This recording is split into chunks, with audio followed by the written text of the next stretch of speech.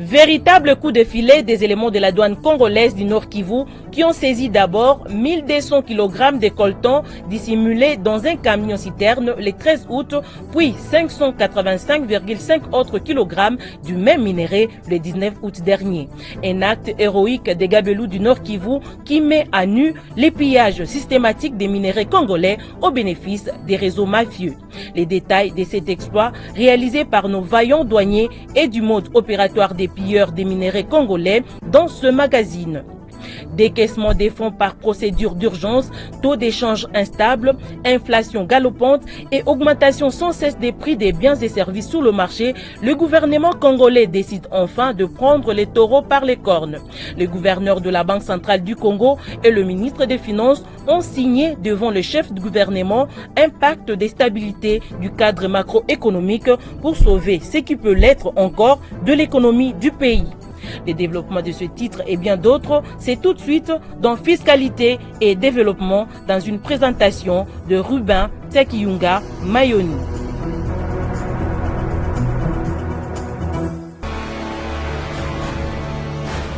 Agence Galaxy Media, la passion de développer la RDC.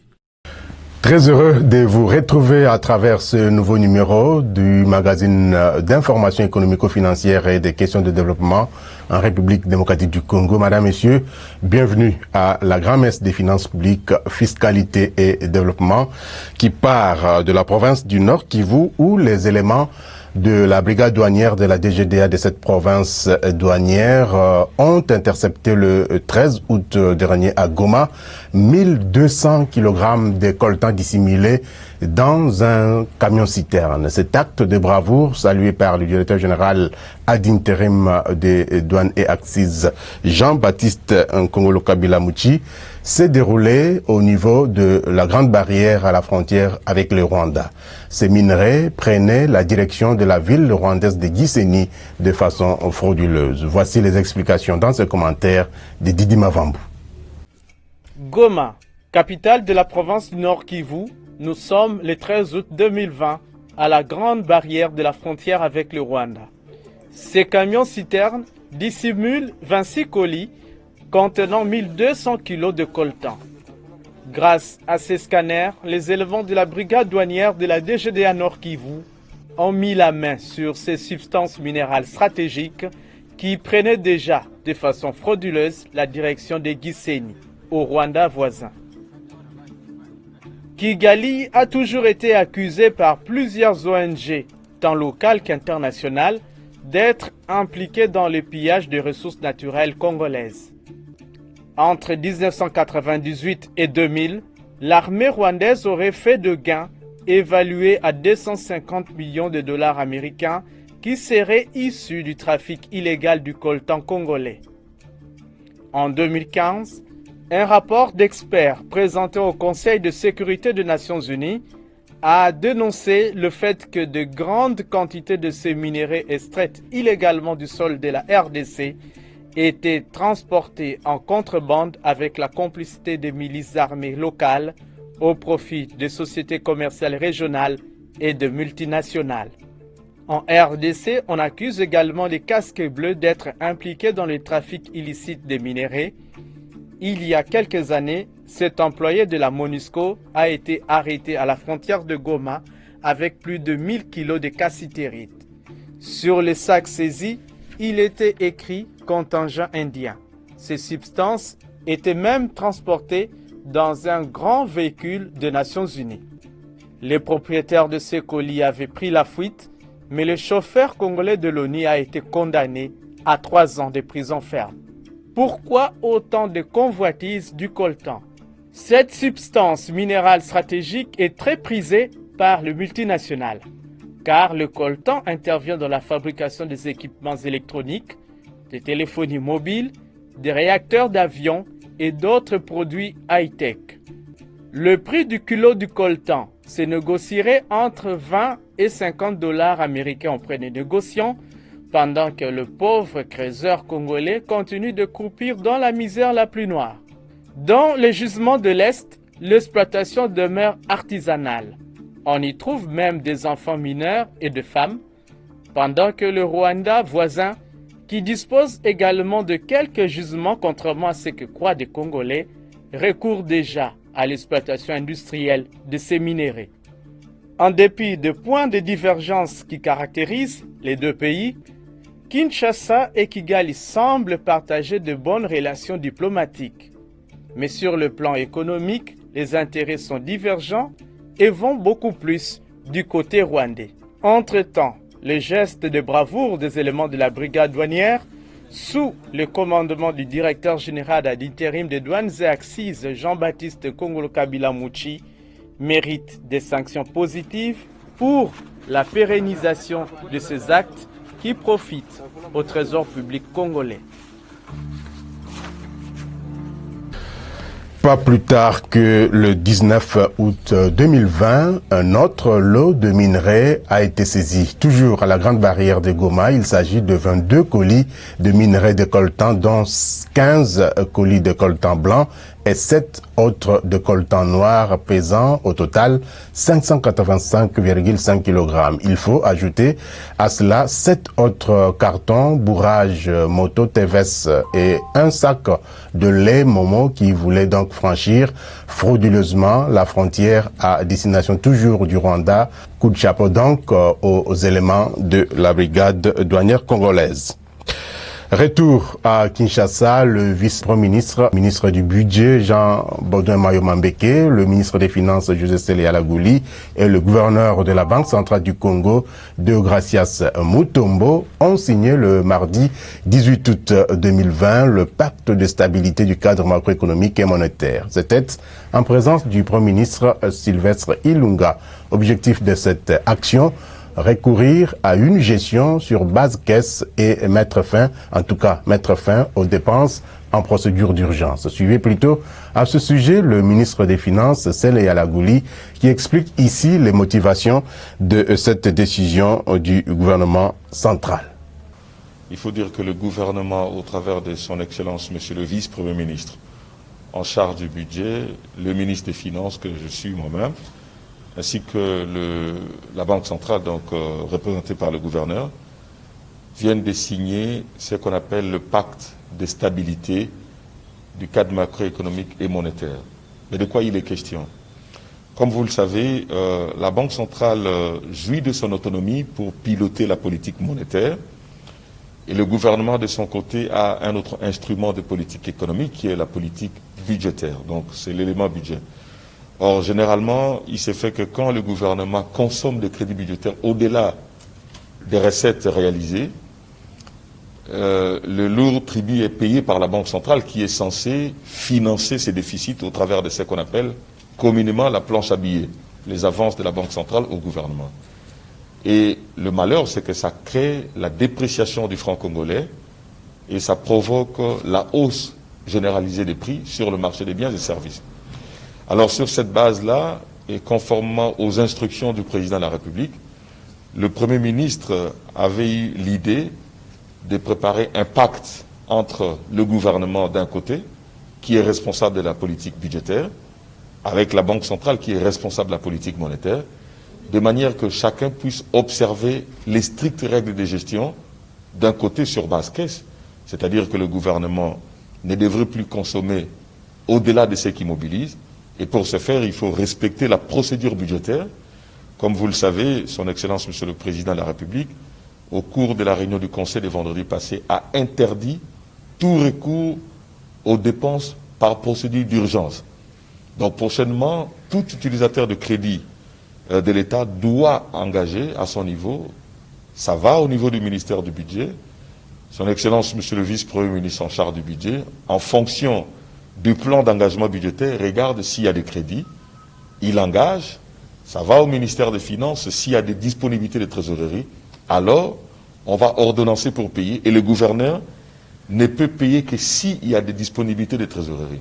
Ce pacte, qui est une nouveauté, voudrait dire que le gouvernement a en tout cas pris le ferme engagement, au travers de la volonté politique exprimée par le président de la République et le Premier ministre, pour que nous puissions gérer sur base caisse de manière à préserver la stabilité du taux d'échange et du taux d'inflation et de surcroît veiller à la stabilité du bien-être de la population, lequel bien-être est souvent érodé quand il y a la hausse généralisée des prix et quand il y a dépréciation de la monnaie nationale au travers du taux de change qui monte.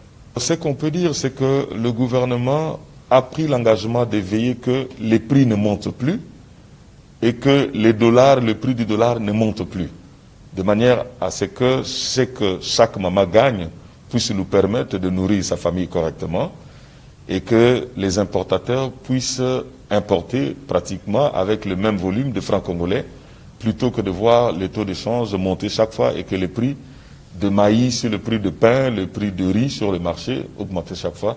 C'est ce que le gouvernement vise au travers de ces pactes. Pour atténuer les effets de la Covid-19 sur les opérateurs économiques, le gouvernement congolais avait arrêté un train de mesures en date du 27 mars 2020, suspendant toutes les missions de contrôle fiscal sur place. Il avait également décidé de surseoir les actions en recouvrement forcé des arriérés fiscaux.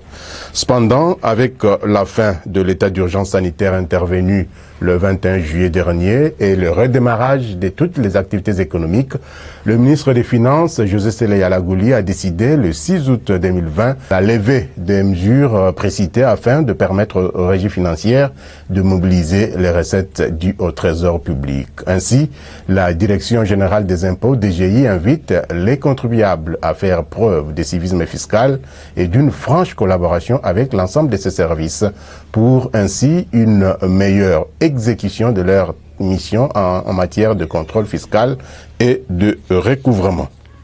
Une réception en l'honneur du nouveau directeur général des impôts, Barnabé Mwakadi Mwamba, a été organisée ce samedi 22 août 2020 au cercle Elaïs de Kinshasa par ses anciens collègues de l'Université pédagogique nationale UPEN, alors Institut pédagogique national UPEN. Une façon pour sa famille pédagogique de l'honorer et de l'inviter à accomplir convenablement ses missions à la tête de cette régie financière. Patience Vumilia et Landrine Nyangi pour les détails.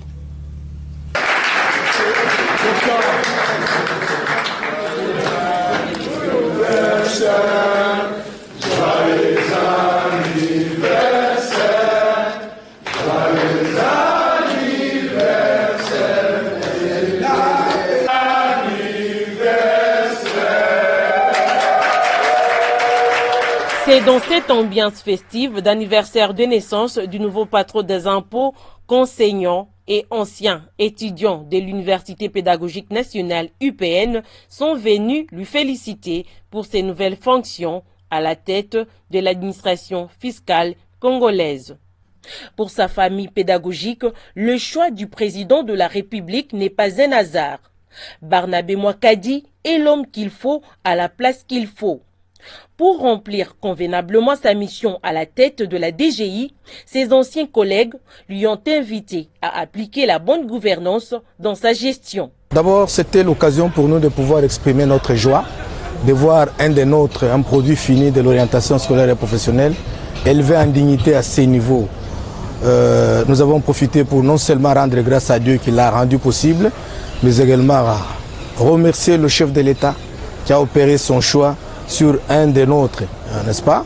Et après, nous en avons profité également non seulement pour partager les moments festifs, fêter ensemble, mais également lui prodiguer les conseils, afin qu'il soit toujours ces conseillers d'orientation-là qui échouent difficilement à ce qu'il fait. Homme pétri d'intelligence et de sagesse depuis son jeune âge, des témoignages éloquents lui ont été rendus. C'est quelqu'un pétri de valeurs. Un bosseur quand il était étudiant. Au-delà de cela, sur le plan professionnel, c'est quelqu'un qui travaille avec dévouement.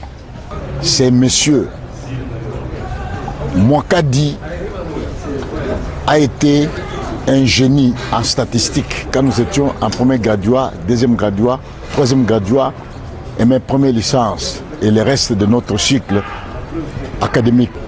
C'est un monsieur qui est convivial, c'est un monsieur qui a les valeurs d'éthique et de morale. Dieu merci, la personne de Mwakadi soit choisie aujourd'hui pour qu'il puisse diriger cette entreprise, parce que c'était quelqu'un déjà à partir de l'école qui affichait déjà un chef, un leader. Il n'est pas belliqueux, c'est véritablement un pasteur, c'est quelqu'un qui a la passion de toujours bien faire. Et c'est quelqu'un qui avait déjà bien compris que les fiscs, au niveau des impôts, les contribuables, c'est quelqu'un qu'il faut considérer comme une poule aux œufs d'or. À l'occasion, des cadeaux symboliques très significatifs lui ont été offerts. Touché par ce geste, le patron des impôts a promis d'être un bon exemple dans l'objectif de redorer l'image de cette régie financière. Et tout Congolais, dès les bas âges, commence à intérioriser la notion de l'impôt. Aujourd'hui, en RDC, nous n'avons pas une culture fiscale. Moi, ça m'a toujours fait mal. Quand quelqu'un entre dans un magasin, un Libanais, un étranger, lui pose la question: voulez-vous une facture avec TVA ou pas? Et quelle est la réponse? Facture sans TVA. Et moi, ça me fait très mal. C'est que les Congolais n'ont pas encore compris ce que c'est l'impôt. Pasteur de son État, Barnabé Mwakadi ne compte que sur l'aide divine pour mobiliser les recettes fiscales pour les comptes généraux du Trésor public. C'est pourquoi, le 30 août 2020 prochain, il va dédier la DGI entre les mains de Dieu. J'aime bien confier cette administration entre les mains du Seigneur, car là où il y a Dieu, il y a toujours une réussite. Dieu ne choue jamais. Voilà pourquoi nous avons pensé à dédier l'administration fiscale entre les mains de Dieu. C'est lui qui nous a nommés, c'est notre modèle. Nous devons le suivre. Comme il a dédié l'RDC entre les mains du Seigneur, nous aussi, nous devons suivre son exemple, dédier aussi la DGI entre les mains du Seigneur. Pour coller l'utile à l'agréable, le partage d'un buffet a été le clou de cette cérémonie. Conformément aux dispositions légales en matière d'assurance, l'autorité de régulation et de contrôle des assurances ARCA est l'organe de régulation et de contrôle du secteur. À cet effet, elle dispose de tous les pouvoirs qui lui sont nécessaires en vue d'exercer les actions prévues par le Code des assurances. Elle veille à la protection des droits des assurés et des bénéficiaires de contrats d'assurance, à la solidité de l'assiette financière des entreprises d'assurance et des réassurances, ainsi qu'à leur capacité à honorer leurs engagements. Mais quel est en fait le rôle de l'État dans le secteur des assurances en République démocratique du Congo? La réponse dans cet extrait du discours du directeur général ad interim de l'ARCA, Alain Kaninda, c'était lors de la matinée d'information tenue dernièrement à la Fédération des entreprises du Congo FEC. Suivez. Le rôle de l'État dans le secteur des assurances en RDC est principalement résumé en deux mots: réguler et contrôler. Ce rôle est confié principalement à l'ARCA, son instrument juridique. Cela veut dire qu'à moins d'une disposition particulière expresse qui soustrait de sa compétence un élément déterminé, l'ARCA régule et contrôle toutes les activités d'assurance prévues par le Code des assurances et ses mesures d'exécution. Ceci est exprimé à l'article 4 du décret créant l'ARCA, suivant lequel cette dernière dit « L'ARCA dispose de tous les pouvoirs qui lui sont nécessaires en vue d'exercer les actions prévues par le Code des assurances ».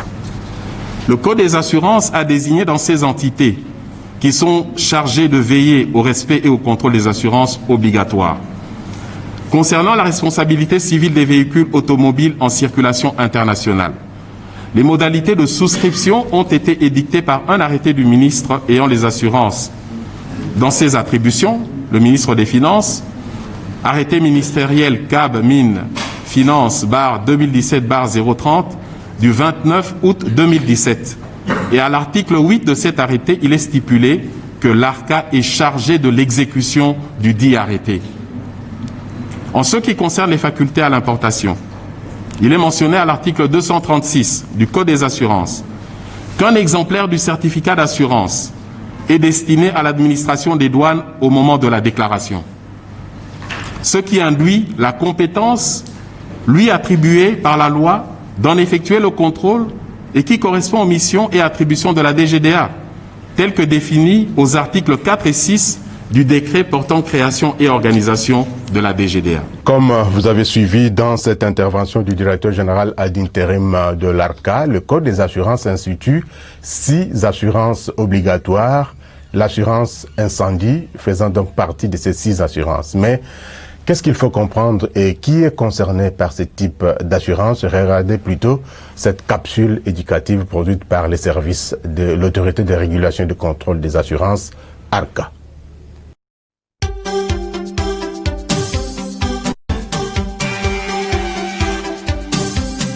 Bonjour. Aujourd'hui, je vais vous parler de l'assurance incendie.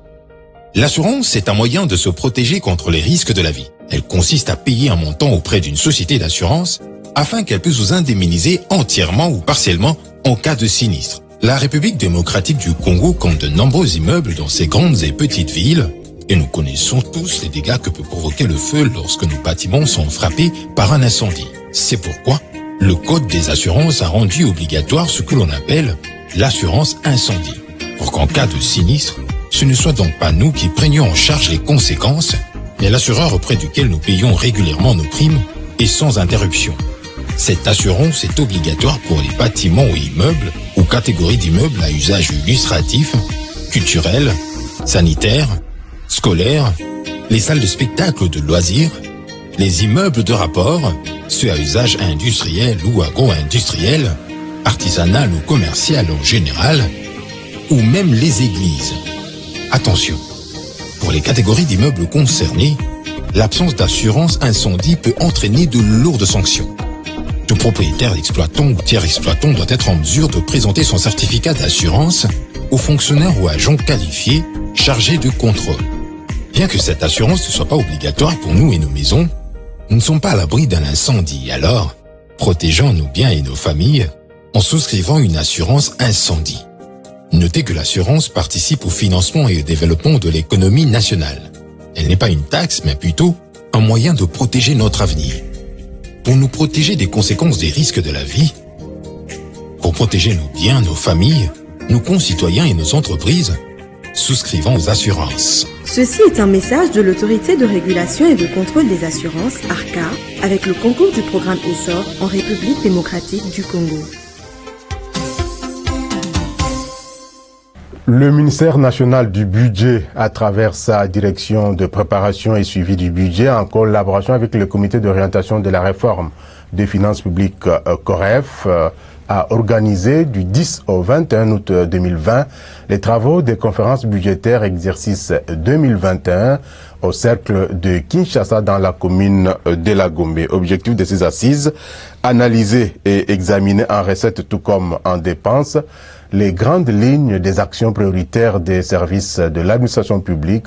Ces assises ont été appuyées par les projets de renforcement de la redevabilité et de la gestion des finances publiques Profit Congo. Reportage signé Jocelyn Baba et Landry Nyanki. C'est depuis le 10 août dernier que les membres des différents services de l'administration publique, y compris les organisations de la société civile, ont pris part aux conférences budgétaires exercice 2021. Organisées par le ministère national du budget avec l'appui financier et logistique du projet Profit Congo, sous la coordination du COREF. Ces travaux de 11 jours ont visé, entre autres objectifs, l'analyse et l'examen en recettes comme en dépenses des grandes lignes des actions prioritaires des services de l'administration publique. Travaux répartis en 3 commissions dont la première a été axée sur les dépenses des secteurs prioritaires, la deuxième sur les dépenses des institutions et des secteurs disposant de lois de programmes et enfin la troisième sur la mobilisation des recettes perçues par les 3 régies financières congolaises, notamment la Direction générale des douanes et accises DGDA, la Direction générale des impôts DGI et la Direction générale des recettes administratives et judiciaires, domaniales et des participations DGRAD. Ces 3 commissions ont examiné tour à tour les prévisions budgétaires des recettes et dépenses du pouvoir central. Cette démarche s'inscrit dans une logique de la transparence et de la participation citoyenne au processus des prévisions budgétaires. Les conférences budgétaires sont un moment phare dans l'élaboration du budget de l'État en RDC, où les syndicats et la société civile prennent aussi part pour plus de transparence. Depuis l'accession du pays à la souveraineté nationale et internationale, la République démocratique du Congo a connu des avancées significatives dans le cadre de la participation citoyenne dans l'élaboration du budget national et la gestion des finances publiques. La société civile a même parlé, a échangé avec le secrétaire général pendant les conférences budgétaires pour lui dire que nous allons vous accompagner dans le plaidoyer. Dans le plaidoyer pour faire en sorte que notre pays puisse respecter la déclaration d'Abuja, qui exige aux États signataires au moins 15% du budget national. Et jusque-là, l'année passée, nous étions à 5% seulement du budget national. L'année d'avant, nous étions à 10%, mais nous sommes tombés à 5% l'année passée. Et cette année, nous exigeons une avancée progressive. Et ce que nous voulons, c'est produire un budget réaliste et qui répond aux attentes de la population et qui doit être bien exécuté dans le Nord. Les organisations de la société civile exhortent le gouvernement de prendre en compte toutes les recommandations formulées lors de ces conférences budgétaires. Notre objectif, c'est d'avoir ne fût-ce que les minima requis par la communauté internationale, par dans les conférences internationales, par exemple les accords de Maputo. On voudrait que l'agriculture puisse, dans tous les pays, ici de la SADC, puisse par exemple avoir le niveau du budget d'agriculture à 10%. Et l'éducation à 20 ou même 25%. Et ainsi de suite. La santé au moins à 15%. Mais dans le cas du Covid ici, 15 même c'est peu. Il faut aller au-delà. Donc nous avons beaucoup insisté là-dessus. Et surtout sur la manière dont ces moyens devront être gérés. Une autre remarque importante, c'est que nous avons décrié le fait que globalement les budgets, ils donnent plus de moyens au fonctionnement, au salaire qu'aux investissements. Et même quand on vous dit que le budget d'investissement sera dans une proportion de 30 ou 33, mais l'exécution n'atteint même pas 3% ou 4%. Ça, c'est ce qu'on appelle l'irrationalité. Hein, l'irrationalité au niveau de l'élaboration et même de la gestion du budget. Donc il faut investir. Si on veut aller de l'avant, il faut mettre de l'argent dans l'investissement. Alors pas dans les salaires seulement et autres. Le directeur général des impôts, Barnabé Mwakadi Mwamba, qui a pris aussi part à ces conférences budgétaires, a expliqué devant les experts du ministère du Budget et ceux de la société civile les mécanismes qu'il compte mettre en place pour arriver à booster les recettes et donner à l'État les moyens de faire sa politique en 2021. Je pense qu'à notre niveau, nous aurons à mettre les mécanismes en place pour arriver à capter correctement les chiffres d'affaires réalisés par les entreprises, par les contribuables. En RDC, on n'a pas vraiment une culture fiscale. Donc, durant notre mandat, nous aurons à insister sur la vulgarisation de l'impôt et on aura même à proposer, pourquoi pas, à partir de l'école primaire, commencer à donner à l'enfant les notions de l'impôt. Que l'enfant grandisse tout en sachant ce que c'est l'impôt. Puisqu'au jour d'aujourd'hui, vous verrez très bien que les gens qui se disent qu'ils aiment leur pays, mais ils n'arrivent pas à payer l'impôt. Les experts des différents secteurs et les membres des organisations de la société civile ont réfléchi sur comment canaliser et mobiliser les recettes afin de répondre aux desiderata de la population. Santé à présent, manger des fruits après chaque repas est très avantageux, en tout cas pour l'organisme humain. Associé au quotidien, les fruits dans les habitudes alimentaires, serait-il une question de culture ou des moyens financiers?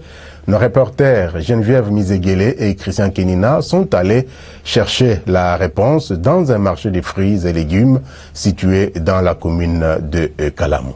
Regardez. Nous sommes sur l'avenue Sendoué de la commune de Kalamou. Dans ce coin précis se trouve ce petit marché. Ici, on y vend en majorité des fruits et légumes.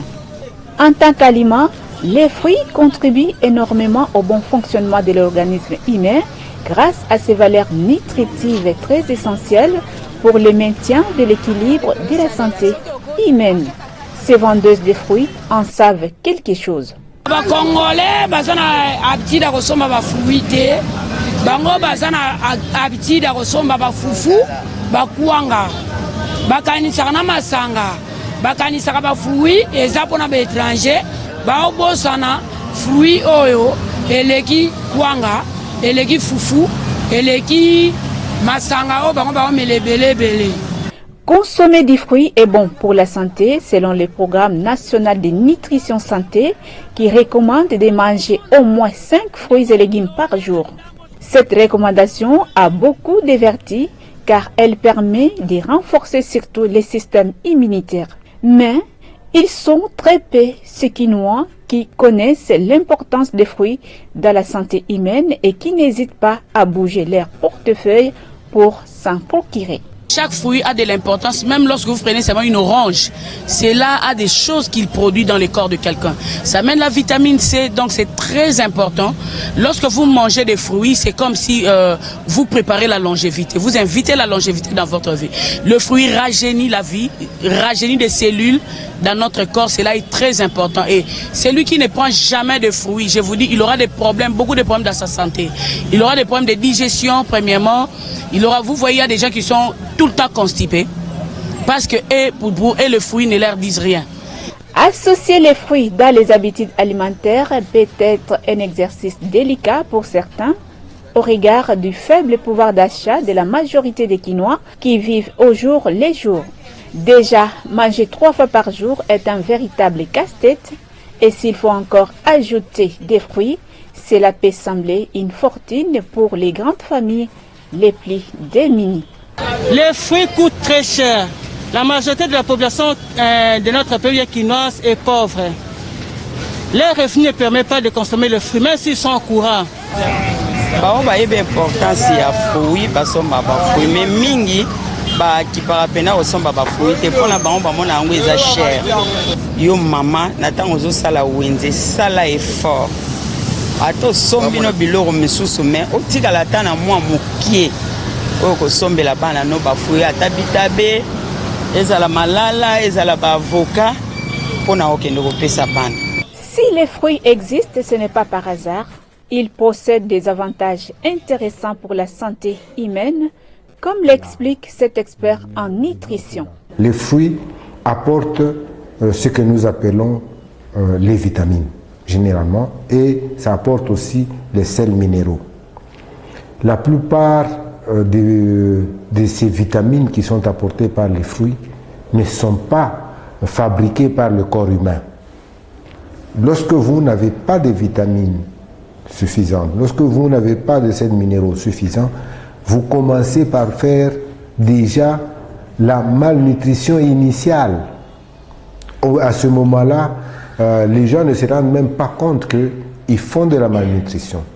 Mais ça commence comme ça et ça finit par s'aggraver du fait que même les protéines, les glucides ne sont pas suffisamment assimilés par le corps. Manger des fruits est une question à la fois culturelle et sociale, car ils sont nombreux ces Quinois qui ne ménagent aucun effort pour s'offrir des boissons alcoolisées sans penser à s'acheter des fruits sous prétexte qu'ils n'ont pas d'argent. Rendons-nous une fois de plus au Nord Kivu avant de poursuivre avec cette édition des fiscalités et développement au Nord Kivu où le directeur provincial du Fonds de promotion de l'industrie FPI a inauguré dernièrement la laiterie de Luongo située dans le territoire de Massissi. Cet ouvrage a été financé et construit par le Fonds de promotion de l'industrie dans le cadre bien sûr du programme d'urgence des 100 jours du président de la République Félix Antoine Tshisekedi Tshilombo. Reportage.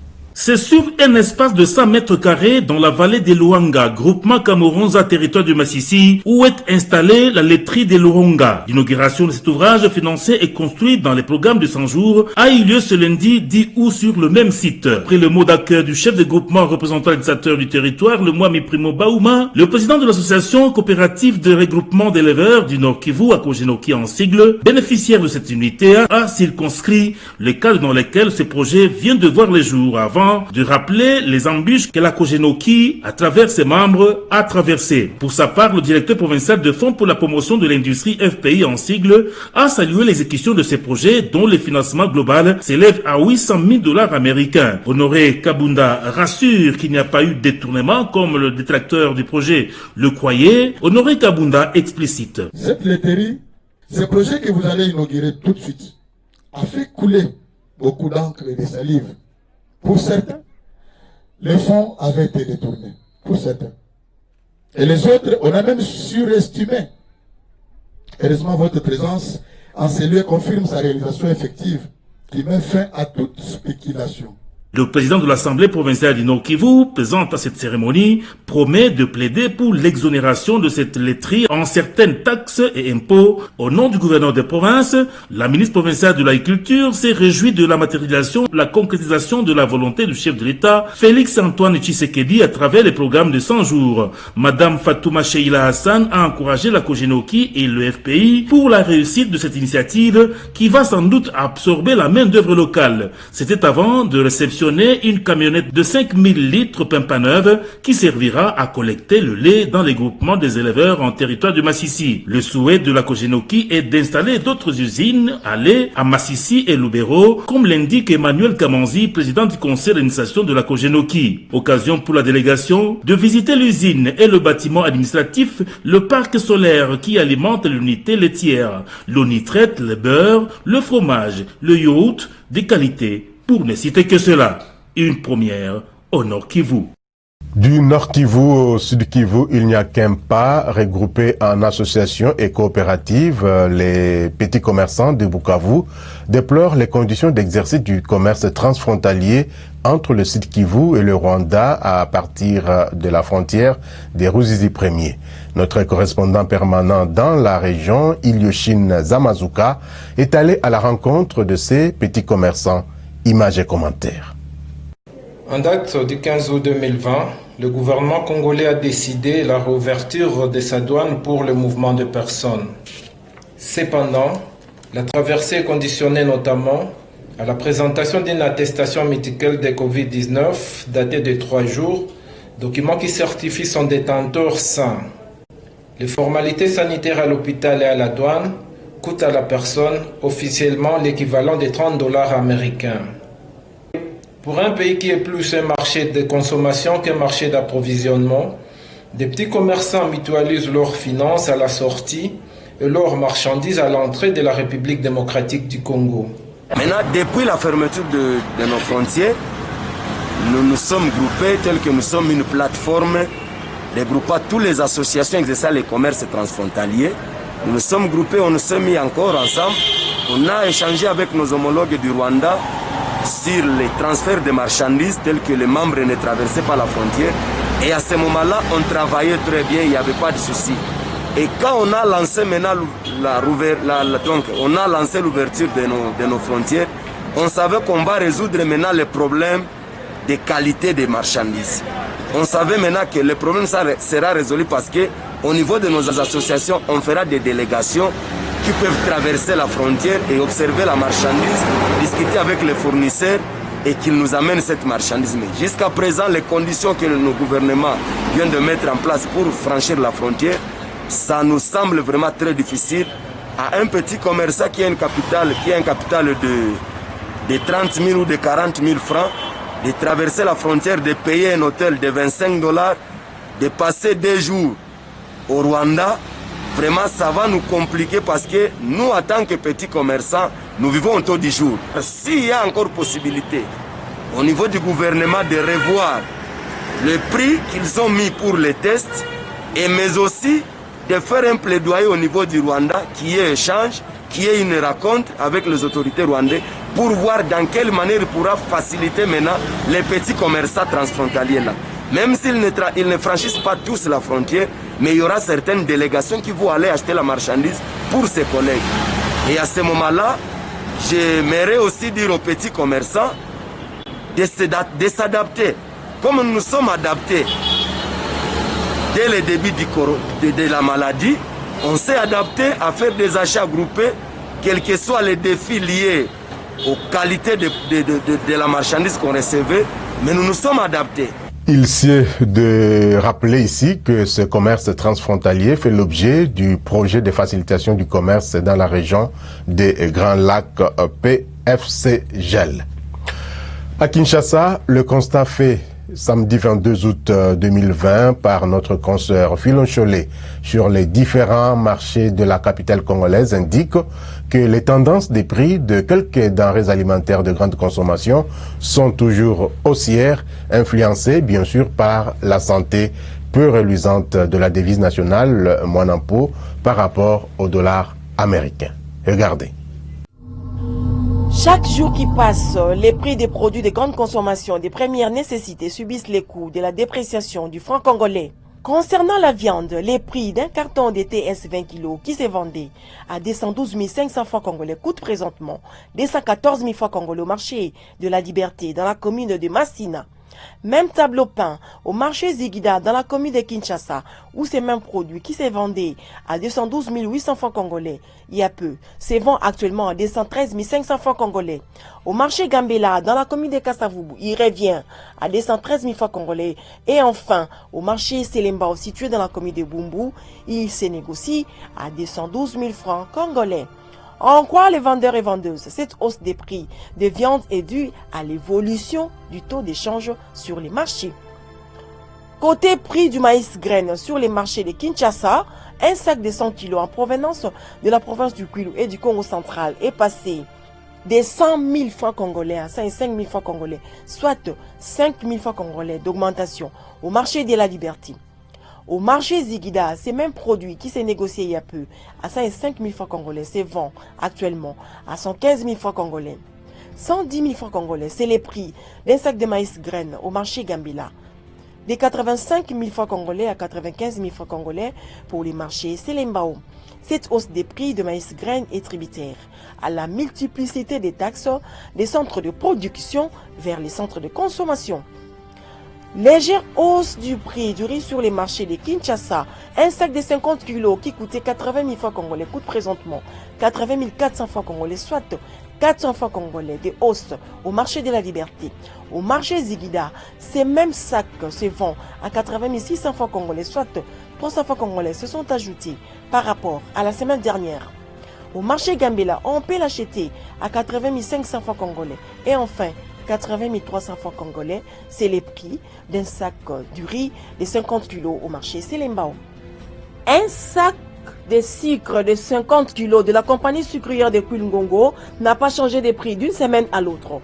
90 500 francs congolais au marché de la Liberté, 90 300 francs congolais au marché Zigida, 90 400 francs congolais au marché Gambela, 89 000 francs congolais pour le marché de Selembao. Un bol appelé Ebundeli qui s'est négocié à 3 200 francs congolais coûte présentement 3 500 francs congolais au marché de la Liberté. 3 300 francs congolais au marché Zigida. Au marché Gambela, il est passé de 3 400 francs congolais à 3 600 francs congolais, soit un surplus de 200 francs congolais et enfin 3 400 francs congolais pour les marchés Selembao. Cette hausse des prix des produits vivriers de grande consommation est due non seulement à la dépréciation de la monnaie nationale face aux devises étrangères, mais aussi à la spéculation entretenue par les vendeurs sur les différents marchés de Kinshasa. Et puis, l'Institut national de la statistique, INES, de son côté, nous renseigne sur l'indice de l'inflation hebdomadaire allant de la semaine du lundi 17 au samedi 22 août 2020. Le détail sont dans cet élément signé Priska Sekana. À la troisième semaine du mois d'août 2020, l'inflation nationale de la semaine s'est établie à 0,726% contre 0,312% la semaine précédente. et à 0,705% contre 0,318% une semaine plus tôt à Kinshasa. En cumul, l'inflation a atteint 13,478% au niveau national et 14,138% à Kinshasa. L'inflation annualisée se situe à 21,334% au niveau national et 22,414% à Kinshasa. En glissement annuel, elle a atteint 15,612% au niveau national et 15,876% à Kinshasa. L'inflation de la semaine est consécutive notamment à la dépréciation du franc congolais face aux devises étrangères, mais également à cause de problèmes d'offres dus à la saisonnalité de certains produits.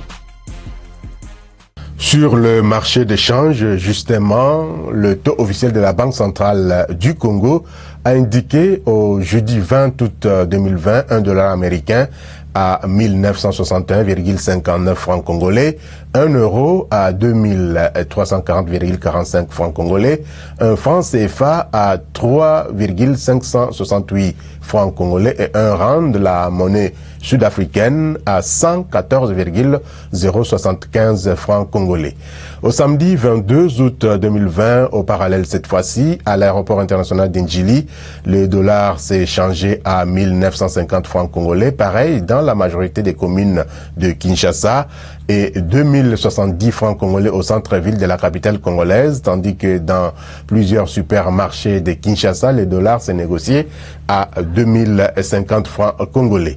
À Lubumbashi, dans la province du Haut-Katanga, $1 américain a valu 2000 francs congolais, mêmement d'ailleurs chez les Boyomé à Kisangani dans la province de la Chopo, au Nord Kivu, précisément à Beni et à Mbujimayi, dans le chef-lieu du Kasaï oriental. 1950 francs congolais à Matadi, nous sommes là dans la province du Congo central. Sachez que le pic du taux de change à l'intérieur du pays a été observé le week-end dernier à Kikwit dans la province du Kwilu, où $1 américain s'est changé à 2050 francs congolais. Invité au Conseil des ministres le 21 août dernier, le gouverneur de la Banque centrale du Congo, Deogracias Mutombo, a fait le point sur la stabilité relative du taux de change et d'inflation constaté sur les marchés de change des biens et services. Parmi les facteurs explicatifs de cette stabilité, l'Institut d'émission relève la politique budgétaire, notamment par l'absence de financement monétaire du déficit public, la politique monétaire et d'échange à travers le resserrement de la liquidité et le refus de financement et d'achat des devises, pour ne citer que cela. Le numéro 1 de l'Institut d'émission a également précisé que le marché interbancaire a connu une variation nulle de la semaine allant du 6 au 13 août à celle allant du 13 au 20 août 2020 et de poursuivre qu'au marché des biens et services, une légère poussée inflationniste a été observée au cours de la semaine sous analyse avec un taux d'inflation de 0,312% contre 0,09% la semaine précédente. Sur le marché international, cette fois-ci, les prix des produits pétroliers ont dégringolé le week-end pour se situer à 44,20 $ américains à Londres le baril de l'or noir, soit une baisse de 1,45%, baisse également du brut léger américain West Texas Intermediate WTI à New York, le baril revenant à 42,26 $ américains. Une baisse justifiée, selon le site leprixdubaril.com, par le fait que les investisseurs continuaient d'évaluer l'impact de la réunion OPEP+ de mercredi dernier sur fond de poussée de Covid-19 en Europe. La tonne métrique du cuivre est en hausse de 1,57% pour se situer cette semaine à 6 594,50 $ américains. Le prix de la tonne du cobalt est stable à 33 045 points, baisse par contre du prix de la tonne de l'once d'or de 0,70%, se vendant à 1934,60 $ américains. Presque tous les clignotants sont au vert concernant les produits agricoles. La tonne du maïs a coûté 327 $ américains en hausse de 0,62%. Hausse également du prix de la tonne du riz de 2,16% à 12,30 $ américains et hausse pour la tonne du blé de 2,98% qui s'est négocié à 527 $ américains. Le prix de la tonne du café est en hausse de 0,38% à 120 $ américains, baisse par contre de 2,07% pour la tonne du cacao qui a valu 2409 $ américains. Et enfin, le coton a gagné 0,82% de sa valeur. La tonne s'est négociant à 64 $ américains. Madame, Messieurs, voilà qui boucle fiscalité et développement de ce soir, qui reviendra bien sûr la semaine prochaine. Toujours avec le même plaisir, nous serons gré vous retrouver. Prenez soin de vous et prenez soin de vos membres de famille face au coronavirus, parce que l'épidémie ou la pandémie est encore là et elle continue de sévir à travers le monde et à travers la République démocratique du Congo. Merci à tous nos téléspectateurs de Matadi, de Goma, de Boma, de Mwanda, de Isiro, ainsi que de partout ailleurs à travers le monde qui nous avaient suivis à travers cette chaîne. Merci et à très bientôt.